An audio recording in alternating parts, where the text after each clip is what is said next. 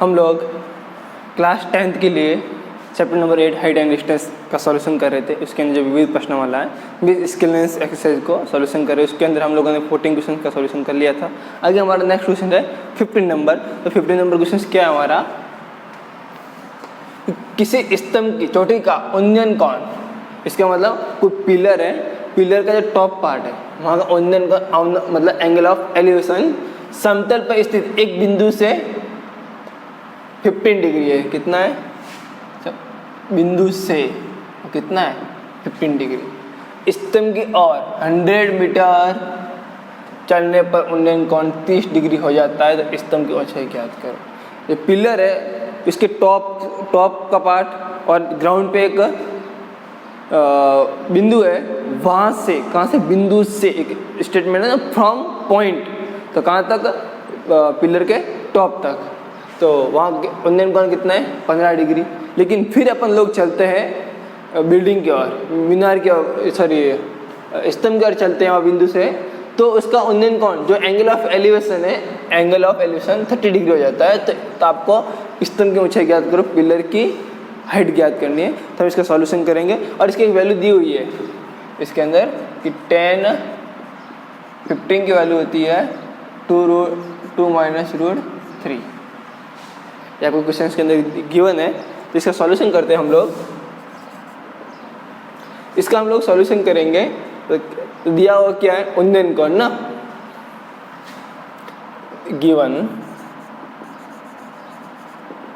Given क्या है, बिंदु से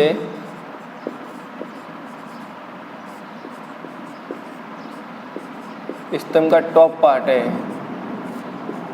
का उन्नयन,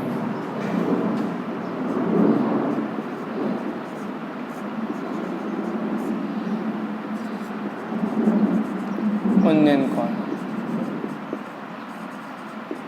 कितना दिया हुआ है 15 डिग्री। और फिर नया उन्नयन कोण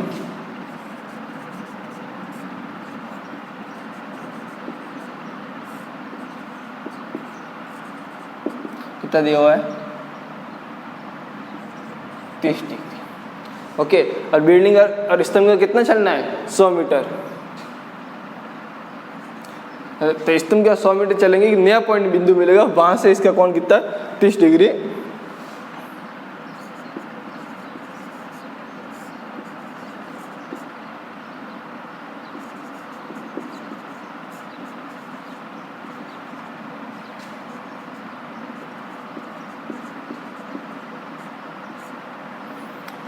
हंड्रेड मीटर चलना है अपन को। अब इसका डायग्राम से अपन इसका सॉल्यूशन करेंगे। तो मान लीजिए मेरा पिलर है, एक मेरा पिलर है और यहाँ से कुछ दूरी पे, अब वो दी हुई नहीं है कितनी बिंदु पे, एक मेरा मान लो C है, और ये यहाँ से और इसके टॉप वाला पार्ट, कहाँ से, फ्रॉम पॉइंट C से पिलर के टॉप तक कितना एंगल दिया हुआ है, आपको ये एंगल दिया हुआ है 15 डिग्री का।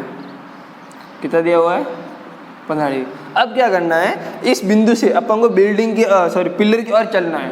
कहाँ चलना है, स्तंभ की ओर चलना है। कितना 100 मीटर। अब मैं चलते चलते यहाँ तक आ गया मान लो, और एक पॉइंट मिल गया यहाँ पे मुझे, यहाँ पे मुझे पॉइंट मिल गया। ये कितनी दूरी है 100 मीटर, और एक पॉइंट मिल गया, और इस पॉइंट का नाम मैंने, इस पिलर का नाम मैंने AB दे दिया, इस पॉइंट का नाम मैंने D रख दिया। अब यहाँ से मुझे फिर पिलर के टॉप पे देखना है। जब मेरा काम फ्रॉम यहाँ से देखना है, और मेरा उन्नयन कोण, तो यहाँ से मैं देखूंगा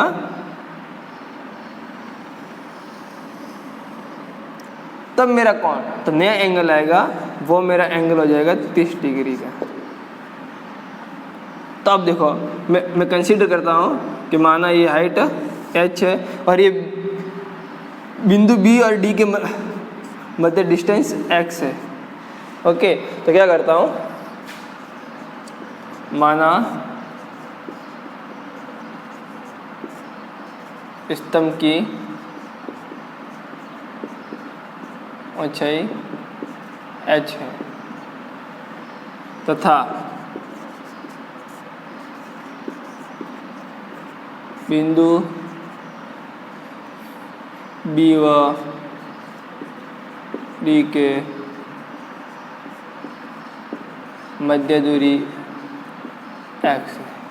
अब देखो, अब मेरे पास ट्रायंगल दो बन गए। एक तो कौन सा, छोटा वाला ABD, कौन सा, ये छोटा वाला ट्रायंगल बन गया, ये वाला छोटा वाला ट्रायंगल बन गया, ये वाला। एक ये पूरा ABC बड़ा वाला ट्रायंगल बन गया। तो ये मेरे पास दो हो गए। अब मैं क्या करता हूँ, 1/, दोनों ट्रायंगल को हम सॉल्व करेंगे ट्रिग्नोमेट्रिक रेशियो का यूज करते हुए। तो क्या करते हैं, त्रिभुज, पहला कौन सा है, ये वाला लेते हैं, छोटा वाला ना, त्रिभुज ABD में। अब इसके अंदर क्या गिवन है, ये एंगल के ऑपोजिट वाला साइड है, ये तो कौन सा, लंब है, इसको ऑपोजिट साइड या लंब भी बोलते हैं। ये अपना लंब हो गया, और इसका ये बेस है ना, आधार है। तो अपने पास थीटा है,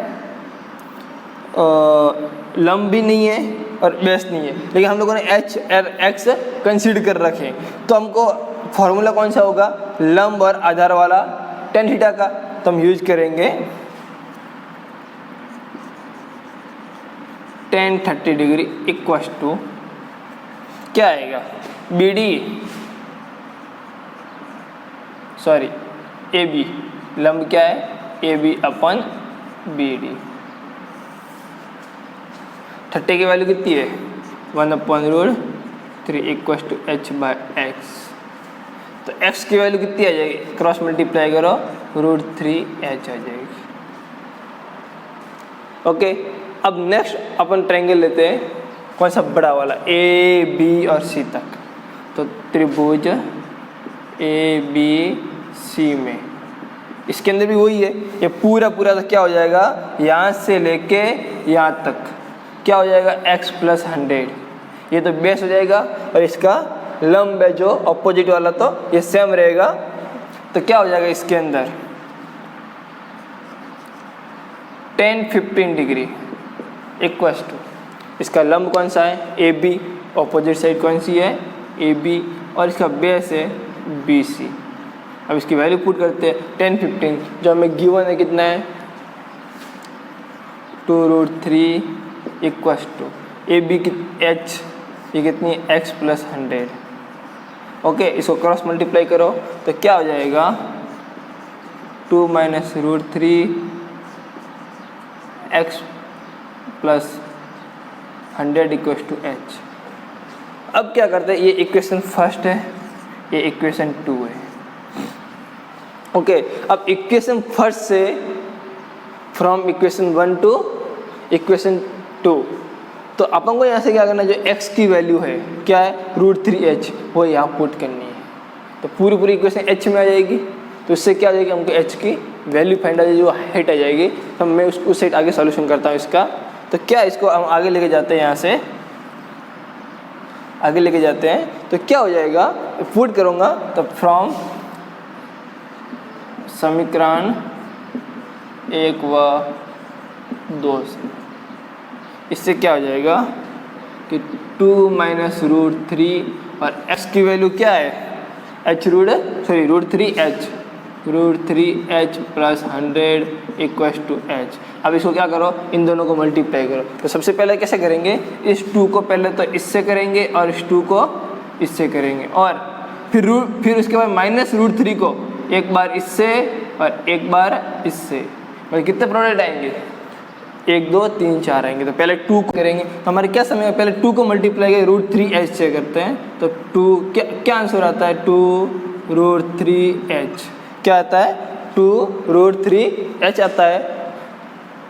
फिर 2 को 100 से करेंगे तो +200 प्लस ये कितना आया था यहाँ पे, 2√3 आएगा और h भी आएगा। अब 2 को 100 से करेंगे 200, अब -√3 को √3h से करेंगे तो √3 × √3 होता है 3, और यह माइनस लगा हुआ है इसलिए माइनस का 3h। अब इसको करेंगे 100 से, तो क्या आएगा, -√3 × 100 इक्वल्स टू h। अब क्या करेंगे, जो h वाले टर्म में, कौन से h वाले टर्म में, एक तो ये वाला टर्म, एक ये वाला, ये पक्षांतर करके उस साइड लेके जाएंगे। तो यहाँ पर कौन कौन से रहेगा, 200 और -√3 इंटू 100 रहेगा, तो 200 माइनस √3 100 इक्वस टू क्या उस साइड में क्या रहेगा h, माइनस का √3h जाएगा तो क्या आएगा प्लस का 3h, और ये प्लस का हो जाएगा तो माइनस का आएगा 2√3h। अब इन दोनों के अंदर क्या है 100 कॉमन है, इसके अंदर भी 100 का भाग जाता है, इसके अंदर भी 100 का भाग जाता है, तो इसलिए क्या हुआ 100 कॉमन निकाल दिया, क्या रहेगा यहाँ पे 2 रहेगा, यहाँ से 100 गया तो पीछे क्या आएगा √3 आएगा इक्वस टू ये कितना है 4h हो जाएगा माइनस 2√3h हो जाएगा। इसके अंदर भी देखो 2 का भाग जाता है और इसके अंदर भी 2 का, और h कॉमन है तो क्या करूँगा 2h बाहर निकाल दूंगा, तो 100 equals to 100 into 2 minus √3 equals to 2h common निकाल दिया, यहाँ से क्या रहेगा 2 चला गया तो 2 रहेगा माइनस, इसमें 2 का भाग रहेगा पीछे क्या रहेगा √3 पीछे रह जाएगा। अब अपन को पता है h की वैल्यू निकालनी है, तो क्या करेंगे इसके अंदर जो भी कांस्टेंट पार्ट है वो इसके अंदर भाग लगा देंगे। कांस्टेंट कौन सा है 2 है, 2 माइनस √3 ये वाला कांस्टेंट h यहीं रह जाएगा, तो देखो ये वाला पार्ट है इसको यहाँ पे भाग लगाऊंगा तो क्या आएगा h इक्वस टू, या तो ओनली h रहेगा, उस सामने क्या है 100 और 2 माइनस √3, नीचे क्या आएगा एक तो ये 2 आएगा और ये क्या आएगा 2 माइनस √3 2 माइनस √,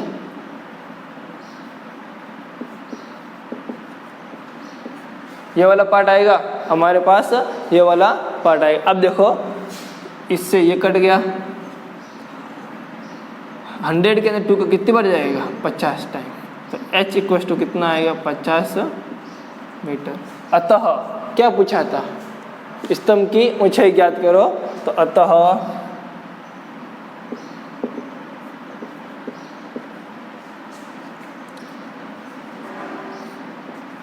स्तंभ की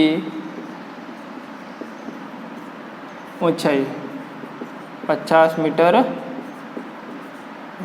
कितनी होगी 50 मीटर। ये हमारा क्वेश्चन नंबर 15 था। नेक्स्ट क्वेश्चन से हमारा 16, उसमें क्या लिखा हुआ है एक समतल जमीन पर, क्या लिखा हुआ है एक समतल जमीन पर खड़ी मीनार की साया उस स्थिति में 40 मीटर अधिक हो जाती है जबकि सूर्य का 49 कोण, इसमें ध्यान है सूर्य से नहीं बोला हुआ है सूर्य का बोला हुआ है, इस वर्ड का ध्यान है 49 मतलब 19 नहीं होता है, और एंगल ऑफ एलिवेशन कोण 60 से घटकर 30 हो जाता है, तो मीनार की ऊंचाई ज्ञात करो। अब इसमें होता है क्या है एक बिल्डिंग खड़ी है और सूर्य का उन्नयन कोण, सूर्य से नहीं सूर्य का बोला है, उन्नयन कोण पहले था 60 डिग्री, पहले था 60 डिग्री, तब मान लो शैडो बढ़ रहा था, लेकिन जब घटकर 30 डिग्री जाता है तो शैडो बढ़ जाता है, जिस पॉइंट से था उससे आगे कितना बढ़ जाता है 40 मीटर आगे बढ़ जाता है। तो इन्होंने ये पूछा है तो मीनार की ऊंचाई ज्ञात करो, तो हम इसका सॉल्यूशन करेंगे, तो मैं इसको रफ कर लेता हूँ।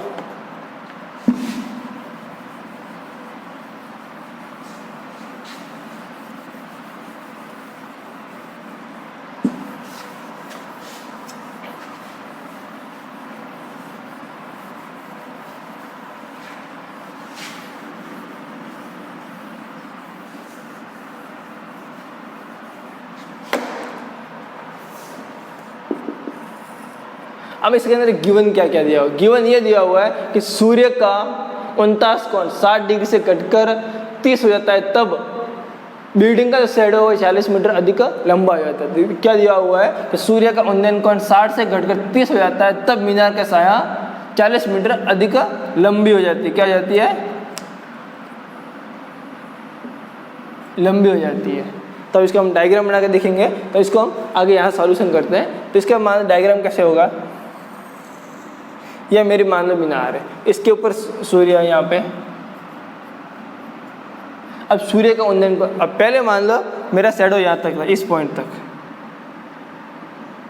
ठीक है, मेरा शैडो यहाँ तक था,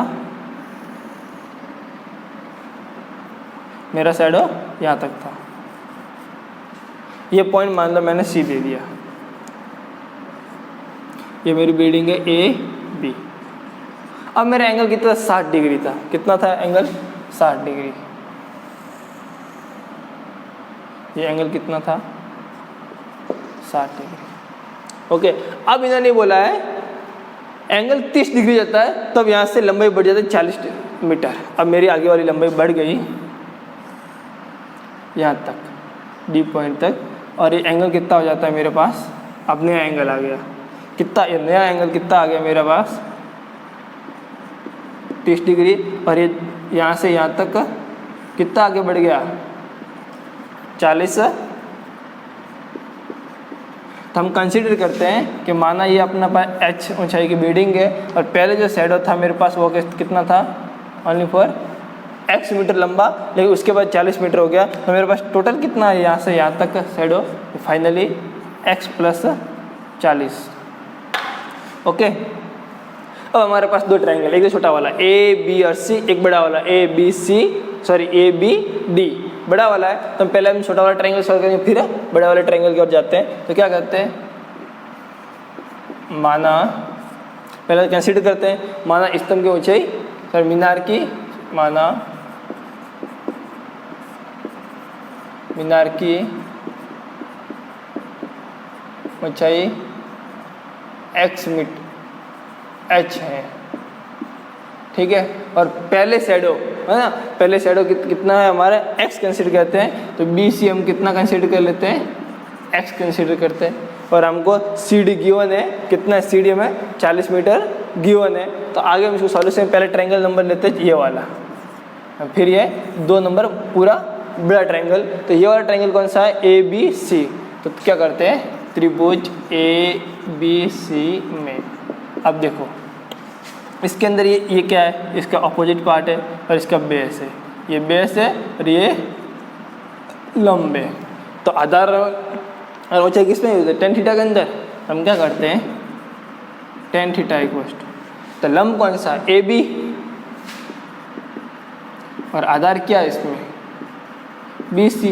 थीटा की वैल्यू दी हुई है 60 डिग्री, ए बी एच है, ये एक्स है। तो ये कितना हो जाएगा, √3h/x, x को क्रॉस मल्टीप्लाई कर दो, x √3 × h, और x की वैल्यू क्या आ जाएगी, h/√3। ये समीकरण मेरी एक आ गई। ओके, अब मैं चलता हूँ नेक्स्ट वाले पार्ट में, बड़ा वाला त्रिभुज। कौन सा, बड़ा वाला जिसको 2 नंबर दिया मैंने, ये पूरा कहाँ से, ए बी और या डी तक। तो क्या करते हैं, त्रिभुज ए बी डी में, इसके अंदर tan थीटा, इसके अंदर लंब तो वही है, सामने वाला ही है, कौन सा, ए बी। आधार कौन सा मेरा, पूरा यहाँ से लेके ये पूरा बड़े वाला त्रिभुज का बी से डी तक है, बी डी। अब थीटा की वैल्यू कितनी दी हुई है यहाँ पे, 30 डिग्री। तो tan 30 degree equals to h/BD की कितनी है, x + 40। इसकी वैल्यू होती है 1/√3 equals to h/x + 40। Cross multiply करते हैं तो क्या आएगा, x + 40 × 1 इक्वल्स टू √3 × h, तो √3h। इक्वेशन नंबर 2 हो गई। अब मुझे क्या करना है, h की वैल्यू निकालनी है। तो h की वैल्यू निकालने के लिए इसमें 2 वेरिएबल है, एक तो h है और xp है। तो x की वैल्यू हम पुट कर देंगे तो h की वैल्यू निकल जाएगी। तो x की वैल्यू क्या है यहाँ से, h/√3। तो समीकरण 1 और 2 से हम सॉल्व करेंगे। तो समीकरण 1 व 2 से, equation 2 and from equation 1 and 2। तो क्या आएगी h की वैल्यू, यहाँ पर है h की वैल्यू है 1/h/√3 + 40 इक्वल्स टू √3h, यही है। अब क्या करेंगे, h वाले एक साइड लेके चला जाऊंगा, इसको इस साइड लेके जाता हूँ। तो क्या आएगा, हम आगे में सॉल्व करूँगा तो इसको वहाँ लेके जाता हूँ। तो क्या हो जाएगा, 40 इक्वल्स टू √3h - h/√3। अब ये डायरेक्ट तो माइनस हो नहीं सकता, इसलिए हमको एलसीएम से सॉल्व करना पड़ेगा। तो 40 इक्वल्स टू, एलसीएम में क्या आएगा कि इसके नीचे तो 1 है, तो क्या आएगा, √3 आएगा। अब देखो √3 को इससे क्रॉस मल्टीप्लाई करना पड़ेगा और 1 को इससे करना पड़ेगा। तो √3 × √3 कितना होता है, 3h माइनस 1 × h कितना होता है, h ही रहेगा। इस √3 को अब इस साइड लेके आता है, क्या आएगा, 40 इंटू √3 इक्वल्स टू कितना रहेगा 2h। ओके, अब 2 को इससे डिवाइड करते हैं तो h की वैल्यू क्या आएगी 40 इंटू √3/2 इक्वल्स टू h। ये अपना h आ गया। अब 40 के अंदर 2 से डिवाइड करो क्या आएगा 20√3h। ये इसका आंसर है। यहाँ इसको आगे भी सॉल्व कर सकते हैं कि 20 इंटू 1.732, तो इसको मल्टीप्लाई करोगे तो इसका भी आंसर आएगा 34.64 मीटर इक्वल्स टू h। तो क्या हमारे किसी मीनार की ऊंचाई ज्ञात करनी है, तो मीनार की ऊंचाई कितनी आ जाएगी, अतः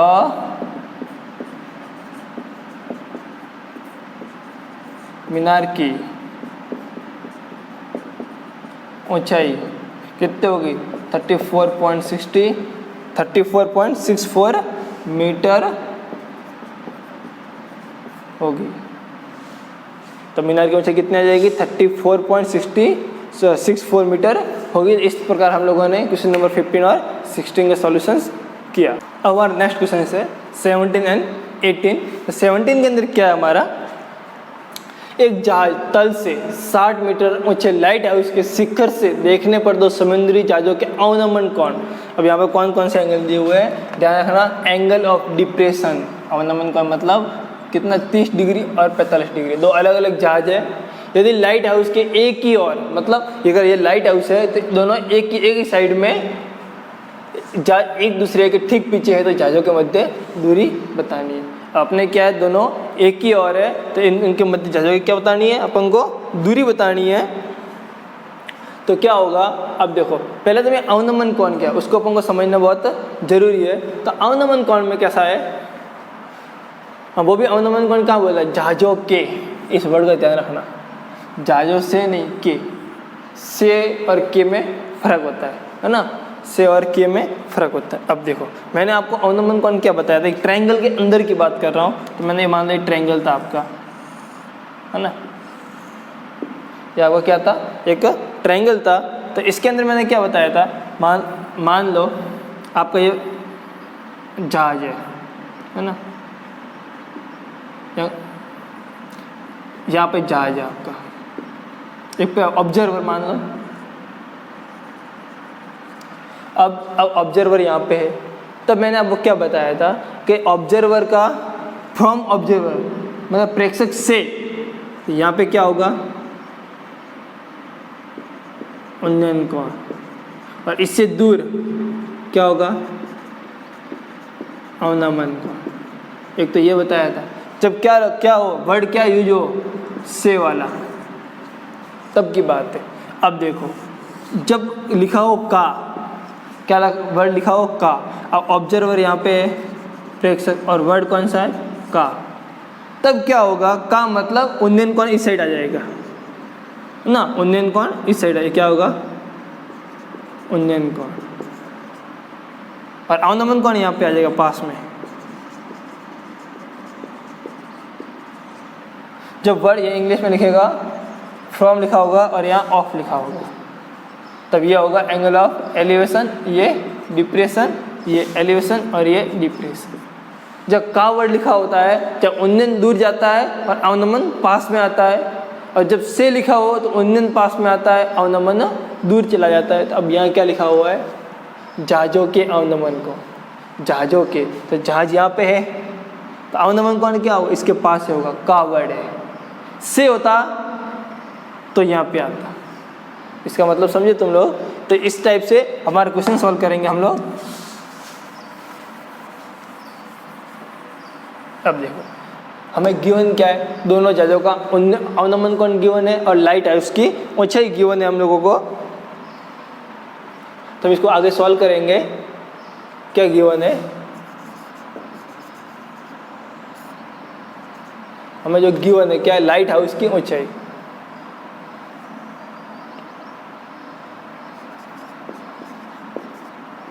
लाइट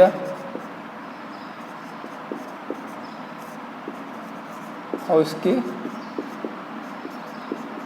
ऊंचाई कितनी है, लाइट हाउस की ऊंचाई कितनी है, या कितना है, ये पे 60 मीटर, 60 मीटर। और क्या हुआ, दोनों जहाज़ों के अवनमन कोण,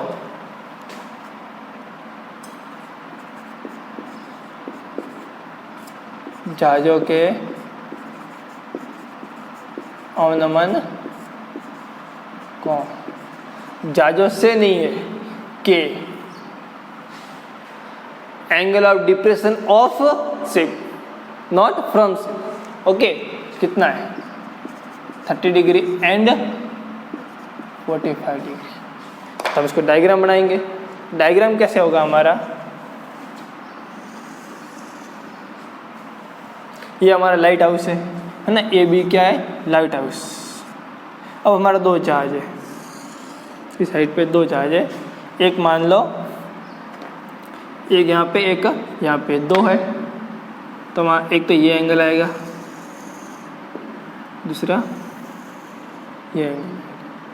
तो एक यहाँ पे जहाज था अपना, एक यहाँ पे, मान लो ये आपका सी पॉइंट है, ये डी पॉइंट। ओके, तो ये हमारे जहाज थे। अब देखो अवनमन कोण कितने कितने, 30 और 45।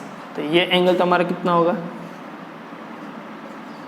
30 डिग्री। हमें से जो दूर वाला एंगल होता है इस साइड में, वो छोटा एंगल होता है, जैसे जैसे पास में आएंगे इधर बढ़ता रहेगा और यहाँ तक पहुँचते कितना हो जाएगा, 90 डिग्री। और ये एंगल कितना है, 45। अब इन्होंने क्या, जहाज़ों के मध्य दूरी, अपन को ये वाली दूरी पूछी है, कौन सी, ये वाली। ये अपन को गिवन है 60 मीटर। और ये भी अपन को नहीं बताई कि पहले जहाज और लाइट हाउस के मध्य दूरी कितनी है और इन दोनों का मध्य दूरी कितनी है, ये भी बताया हुआ नहीं। तो मान लो ये अपना वाई दूरी है, कहाँ तक, लाइट हाउस से फर्स्ट जहाज की और फर्स्ट जहाज से लाइट हाउस की एक्स दी हुई है। अपन क्या करते हैं, माना दोनों जहाज़ों के मध्य दूरी कौन सी, सी डी, एक्स है तथा बी सी, वाई कंसिडर करते हैं। क्या करते हैं, बी सी अपन लोग वाई कंसिडर कर लेते हैं। अब आगे इसको सॉल्यूशन करेंगे हम लोग। तो अब देखो, अब ट्रायंगल हमारे पास दो ट्रायंगल बन गए, एक तो कौन सा, ए बी और सी, और एक ए बी और डी। तो एक बार हम छोटा ट्रायंगल यूज करेंगे, एक बार बड़ा यूज करेंगे। तो हम लोग पहले से छोटा ट्रायंगल यूज करते हैं। तो कौन सा त्रिभुज लेते हैं, त्रिभुज ए बी सी में, ठीक है, हम ए बी सी त्रिभुज लेते हैं। तो इसके अंदर जो त्रिभुज आएगा उसके अंदर क्या है, सामने वाला लंब है और ये आधार। अब देखो लंब गिवन है, थीटा गिवन है, आधार निकालना, कौन, tan थीटा यूज करेंगे। तो हम क्या करेंगे इसमें अंदर, tan थीटा इक्वल टू लंब कौन सा है, A B, Aadhaar B C. अब देखो थीटा, थीटा कितना 45 डिग्री। तो tan 45 equal to 60/y। Okay, तो tan 45 इक्वल टू 160/y, क्रॉस मल्टीप्लाई करो तो y इक्वल टू 60। ये आ गया हमारे पास। अब हमारे पास दूसरा त्रिभुज है, बड़ा वाला त्रिभुज में क्या है, त्रिभुज ए बी डी में, इसके अंदर भी tan थीटा आएगा कि ये पूरा आधार है, कहाँ, कौन सा, ये वाला। इसके लिए x प्लस वाई पूरा आधार है, तो इसके लिए भी यही आएगा। इसके लिए क्या आएगा, tan theta equal to A B upon, इसे क्या आएगा, बी और डी आएगा, क्योंकि ये पूरा पार्ट आएगा बी से लेके डी तक। तो थीटा की वैल्यू 30 डिग्री है, तो tan 30 degree equal to A B 60/x plus Y. अब y की वैल्यू तो हमारे पास पड़ी है, समीकरण 1 से y की वैल्यू पड़ी है 60 मीटर। तो डिग्री नहीं है यहाँ पे, मीटर है, 60 मीटर हमारे पास है।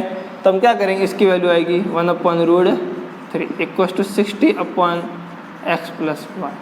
अब x प्लस वाई से लेके आते, क्रॉस मल्टीप्लाई करते, x plus Y equal to 60√3, समीकरण 2।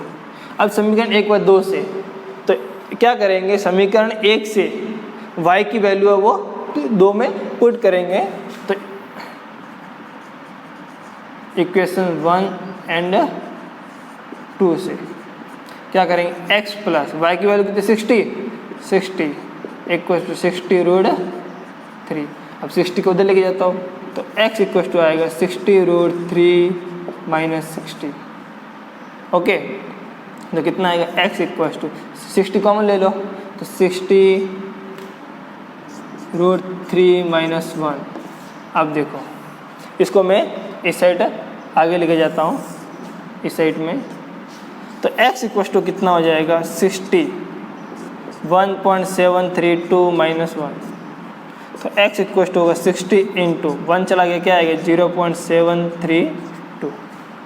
तो अब इसको मल्टीप्लाई करेंगे तो आंसर कितना आएगा x इक्वल टू इसको मल्टीप्लाई करेंगे तो आएगा 43.92 मीटर। अतः दोनों जहाज़ों के मध्य दूरी कितनी होगी 43.92 मीटर। अतः दोनों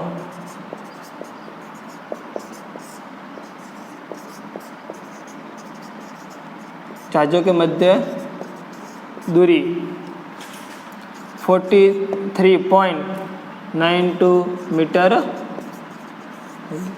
तो इस टाइप से हमारा क्वेश्चन नंबर था। ये क्वेश्चन नंबर कौन सा था हमारा 17 नंबर क्वेश्चन था। आगे हम नेक्स्ट क्वेश्चन से हमारा 17 नंबर क्वेश्चन से 18 नंबर उसके अंदर क्या हमारा 1.5 मीटर लंबा एक लड़का है। क्या है 1.5 मीटर हमारा एक लंबा लड़का है और 30 मीटर ऊंचे एक भवन से कुछ दूरी पर खड़ा हो तो वह ऊंचे भवन की ओर जाता है। अब एक लड़का खड़ा है वो एक बिल्डिंग खड़ी है उसकी ओर जाता है तब उसकी आंखों से अब देखो इसके अंदर एंगल क्या बोला है उसकी आंखों से बोला है। क्या बोला उसकी आंखों से बोला है। तो भवन के शिखर का उन्नयन कोण 30 डिग्री से 60 डिग्री हो जाता है। तो भवन की ओर कितनी दूर तक चल कर गया इसमें भी वही बताना है। इसकी तरह क्वेश्चन है ये भी सॉल्यूशन इसका। अब इसको डायग्राम से समझेंगे तो बहुत अच्छा रहेगा। तो इसका सॉल्यूशन करते हैं हम लोग। अब क्या लड़के की हाइट भी ध्यान रखनी है 1.5 मीटर है ना वो भी ध्यान हमको रखनी है। तो इसमें दिया हो गया पहले गिवन लिख देते हैं।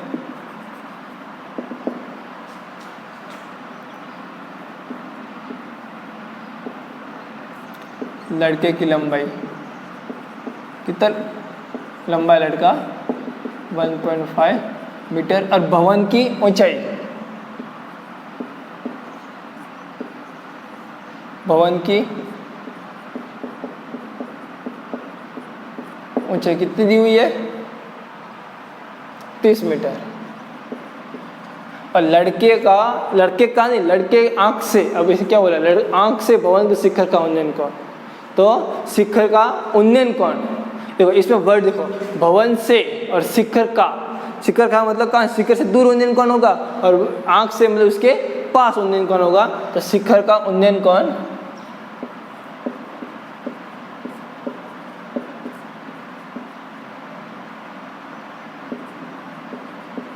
उन्नयन कोण मतलब एंगल ऑफ एलिवेशन उन्नयन कोण 30 से 60 हो जाता है। ये बात ध्यान रखनी है। अब इसको अपन डायग्राम से समझेंगे। मैं इसके 2 पार्ट कर लेता हूँ। अब इसको डायग्राम से समझेंगे। हमारा अब देखो ये हमारा बिल्डिंग है। ओके ये हमारा क्या है एक बिल्डिंग है और इसके सामने एक लड़का खड़ा है और इसकी हाइट है 1.5 मीटर। अब इसकी आंख तो यहाँ पे होगी यहाँ तो होगी नहीं और इसकी आंखों से पहली बार कितना एंगल है 30 डिग्री है ना। थोड़ा इसको ऊपर कर लेते हैं 30 डिग्री है और एंगल कैसे कहाँ से 37 के साथ होगा। तो हमें से ध्यान रखना 37 यहाँ पे होगी। ये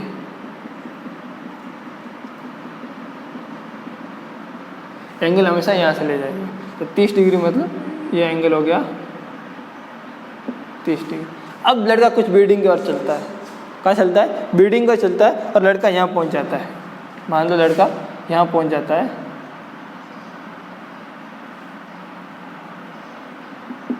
अब यहाँ से इसका एंगल, तो यहाँ से एंगल कितना हो जाएगा, और ये हमारा जो एंगल बन रहा है यहाँ से नया, वह एंगल हो गया इसका 60 डिग्री। तो अपन को ये इन्होंने बोला कि तो भवन की ओर कितनी दूर चल कर गया, तो मतलब अपन को ये वाली दूरी फाइंड आउट करनी है। कौन सी, ये वाली, ये वाली। तो माना भवन कितनी वैसे 30, टोटल हाइट कितनी थी भवन की, टोटल भवन की हाइट हमारे पास कितनी थी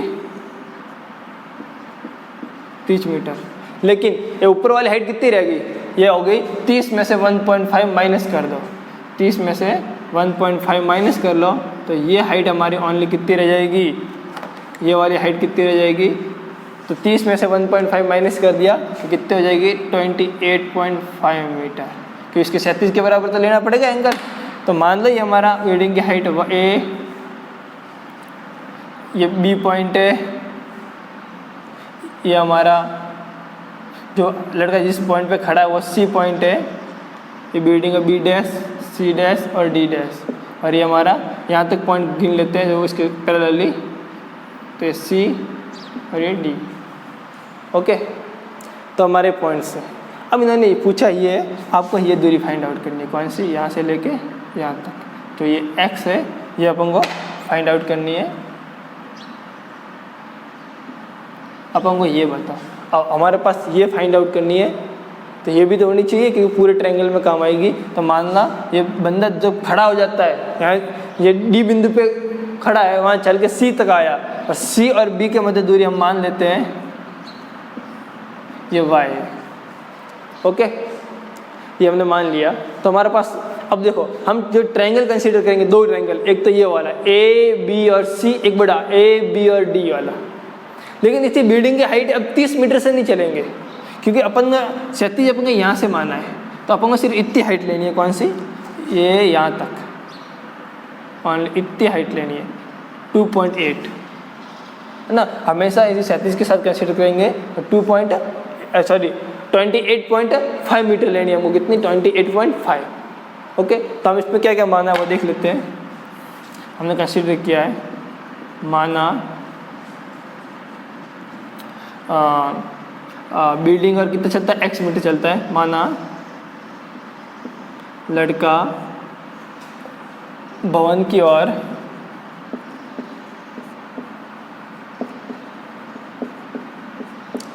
x मीटर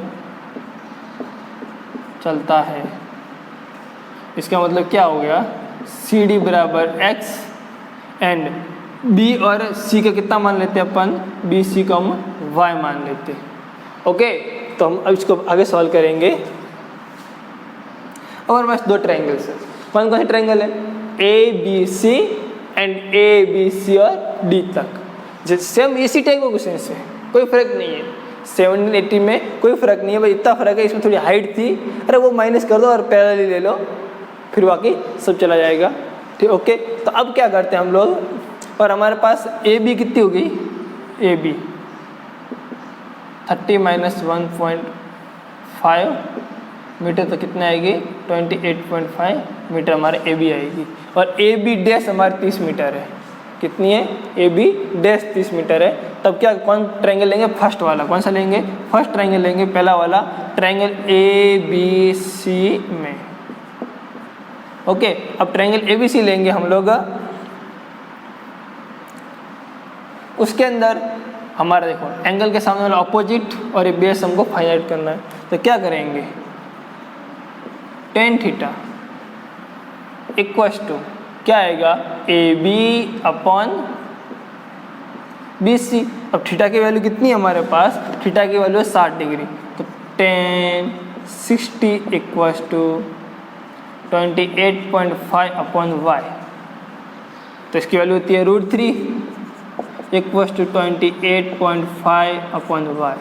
तो देखो अब इसको क्रॉस मल्टीप्लाई करेंगे तो √3 y इक्वल्स टू 28.5 मीटर, तो y की वैल्यू कितनी आ जाएगी 28.5 बाई √3 मीटर। ये हमारी इक्वेशन नंबर फर्स्ट आ गई। कौन सी आ गई इक्वेशन नंबर, ये हमारी फर्स्ट आ गई। ये क्वेश्चन नंबर फर्स्ट आ गया। अब हमें ट्रायंगल लेना है बड़ा वाला। तो बड़ा वाला ट्रायंगल कौन सा है? त्रिभुज ए बी और डी में कहाँ तक? यहाँ तक लेना है। ओके, अब इसके अंदर क्या होगा? 60 degree sorry tan theta equals to कौन सा? ए और बी तक अपॉन में कहाँ तक? बी से लेके डी तक, और बी से लेके डी तक कितना है? x प्लस वाई तक। तो कितना आएगा? tan 30 डिग्री इक्वल्स टू कितना आएगा? ऊपर वाली हाइट कितनी है? 28.5 अपॉन x प्लस वाई, इतना ही है। इनकी वैल्यू पुट करेंगे तो क्या आएगा? 1/√3 equals to 28.5 upon x plus y. Cross multiply करो तो क्या हो जाएगा हमारे पास? क्रॉस मल्टीप्लाई क्या हो जाएगा? x plus y equals to 28.5√3। समीकरण नंबर 2। ये हमारी कौन सी आ गई? इक्वेशन नंबर 2 आ गई। अब हमको फाइंड आउट क्या करना है? वो भवन की ओर कितना दूर चल कर गया है, मतलब हमको x फाइंड आउट करना है। तो इस समीकरण 2 के अंदर x प्लस वाई की वैल्यू है, तो हमें y की वैल्यू माइनस कर देंगे तो x की वैल्यू फाइंड आउट हो जाएगी। और y की वैल्यू क्या है हमारे पास? 28.5 अपॉन √3। तो समीकरण 1 और 2 से क्या करेंगे? समीकरण 2 में से 1 को घटा देंगे। क्या करेंगे? समीकरण 2 में से 1 को घटा देंगे तो समीकरण फर्स्ट माइनस समीकरण 2 माइनस समीकरण 1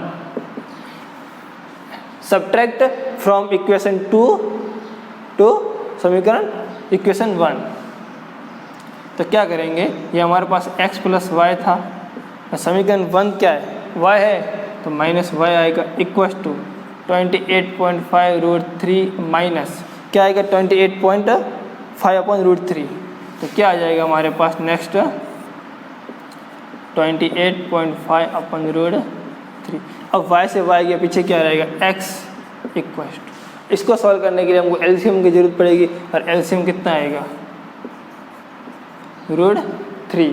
तब अब इसको क्रॉस मल्टीप्लाई करो क्या आएगा? 28.5 इंटू √3 कितना होता है? 3 माइनस 28.5। ओके, अब देखो x इक्वल्स टू, इसके अंदर 28.5, इसमें भी 28.5 कॉमन है तो बाहर निकाल देते। क्या करेंगे? 28.5 कॉमन निकाल लो, यहाँ 3 रहेगा, यहाँ पर 1 रहेगा, अपॉन में √3 रहेगा। तो x इक्वल्स टू क्या आएगा? 28.5 इंटू 2 अपॉन √3। अब इसको रैशनलाइजेशन करते हैं। क्या करते हैं? ऊपर नीचे √3 से मल्टीप्लाई करते हैं। तो यहाँ पर भी √3 से मल्टीप्लाई करो, नीचे भी क्या करो? √3 से मल्टीप्लाई करो। तो हमारा अब इसको मैं नेक्स्ट इसको ऊपर क्या लेके जाता हूँ, यहाँ से ऊपर क्या लगेगा? तो रैशनलाइजेशन के बाद क्या होगा? x की वैल्यू आ जाएगी हमारे पास 28.5 इंटू 2 √3। ये √3 मल्टीप्लाई होगा और नीचे क्या आएगा हमारे पास? 3। तो 28.5 का 3 का डिवाइड करो और 2 से मल्टीप्लाई करो तो आंसर आता है 19। तो x की वैल्यू क्या हो जाएगी हमारे पास? ये तो 19 होगी किसकी? 28.5 इंटू 2/3 की, और √3 हमारे पास ऐसे ही रहेगा, तो √3 मीटर।